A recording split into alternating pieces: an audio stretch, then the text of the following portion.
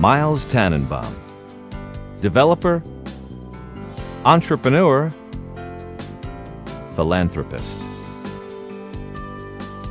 One part dreamer, one part pragmatist with plenty of chutzpah. A sentimental man who plays to win. Myles has transformed his life and everything around him. He's made Penn Law School, Penn's green town, and the Delaware Valley better, and we are the better for it. Whatever the project is, Myles is in its forefront. He just has more energy than any 6 people I've ever known. Myles has been generous with his time. He's been available to me as needed. He's continued to be a strong financial supporter of the university. My father is an extremely warm and friendly individual. He's as generous with his information and his caring about people as really he is in everything that he does, and for the university and all the other charitable organizations that he's involved with.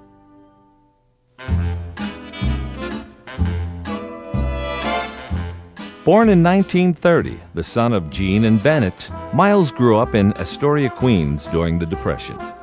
Even then, Myles had a gift for construction. If only he had had the financing, he could have built his family a bigger place to live. I think my father's, family roots, which were very close. I mean, they, in New York especially, there were like 6 people living in a 1-bedroom apartment. So there was a lot of sort of, the rough inner city life that he went through, and I'm sure has had a great impact on him. At age 11, Myles moved to Philadelphia. Here, Myles would make his home, build his legacy, and become an illustrious Penn alumnus.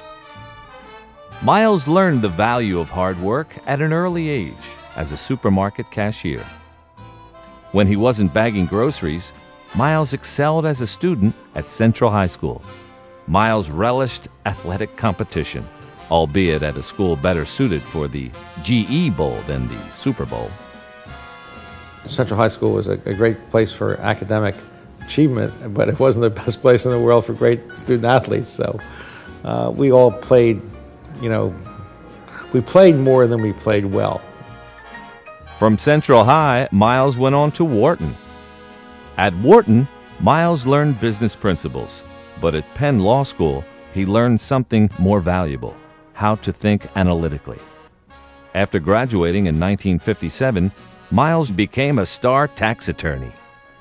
I remember when I saw Myles for the first time at Wolf Block, and I came out of his office and said, when I grow up, this is the guy I want to be.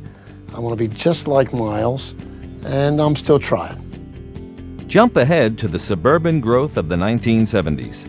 Shopping centers began to spring up like perennials, and Myles Tanenbaum helped seed this retail flowering as executive vice president of Craftco. And Myles was always intent upon making his development the best there was in the geographic area. And he always believed that if he could build the better mousetrap, people would come, even if it might cost a little bit more.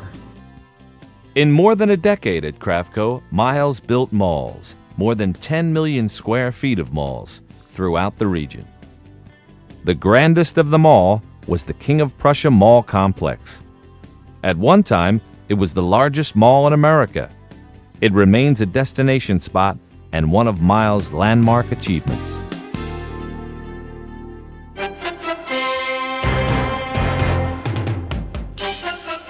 In 1983, Myles became the managing partner of the Philadelphia Stars and one of the original owners of the USFL. Myles Tanenbaum's team stormed through the USFL, compiling a 41-12-1 record in its 3-year existence. In 1984, his team gave title-starved Philadelphians a reason to celebrate, and Myles the thrill of a lifetime. The team won the first of 2 championships, defeating the Arizona Wranglers 23-3. Championships were in short supply in Philadelphia in those years, and yet the Stars took this city by storm because of one guy, Myles Tanenbaum. His enthusiasm, His fan-friendly sense created a great atmosphere in that old vet stadium. When Buddy Ryan became coach of the Philadelphia Eagles, he said, "You've got a winner in town." Who knew he meant Myles Tanenbaum?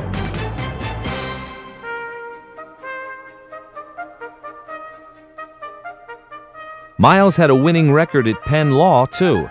Cum laude, Penn Law Review, and Order of the Coif. Myles Tanenbaum loves Penn Law School, and Penn Law School loves Myles. He attributes, if you talk to Myles, the success he had in life to the type of analytic training he got at Penn Law School. Myles has worn many hats in his career, but the one that fits him best is the Penn Quaker hat. His support has helped the law school become one of the finest training grounds for attorneys in the United States, consistently ranked in the top 10 of American law schools. Myles has served on the law school's Board of Overseers and remains an emeritus member.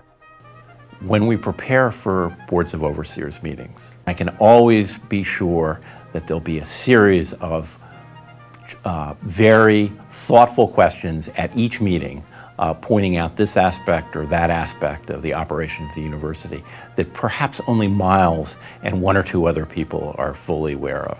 It's known in the trade as the Myles question. Myles has been pivotal to Penn Law. As chairman of the school's fundraising campaign in the early 1990s, he raised a record $62 million, far exceeding the campaign goal. But no question about it, Myles' singular contribution to Penn Law is Tanenbaum Hall, 10 years old today. I can still remember Myles standing up in front of those 1,500 people talking about Nicole and why the building was so important to him to honor Nicole's memory. And I can still remember Myles stopping, choked up with tears. She had an endearing gift, a quality which was evident in her thoughtfulness and caring, in her wit and good nature, and in her sweet smile. And it, I think, reminded all of us that Myles, the successful real estate developer, the tough guy, the businessman, was fundamentally a man of great heart.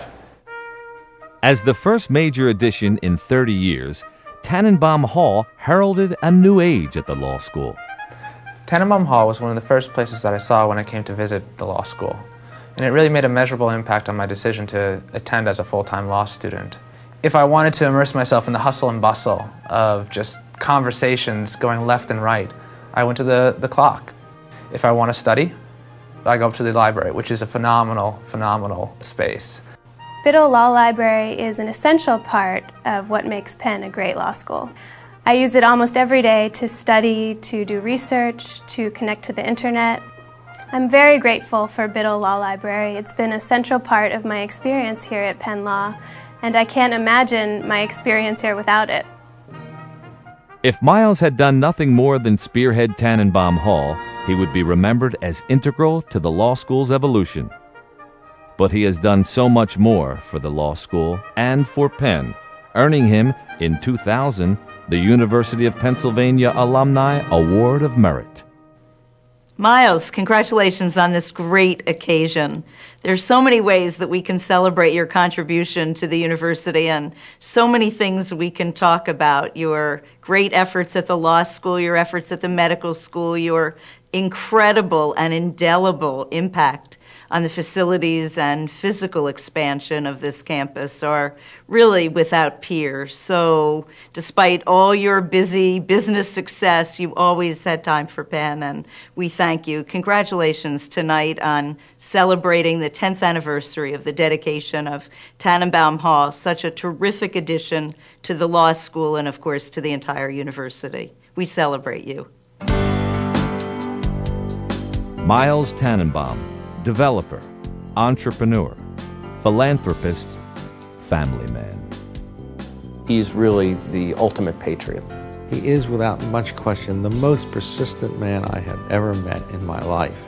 My father is a very passionate man. Myles Tanenbaum loves Penn Law School, and Penn Law School loves Myles. Myles Tanenbaum, thank you.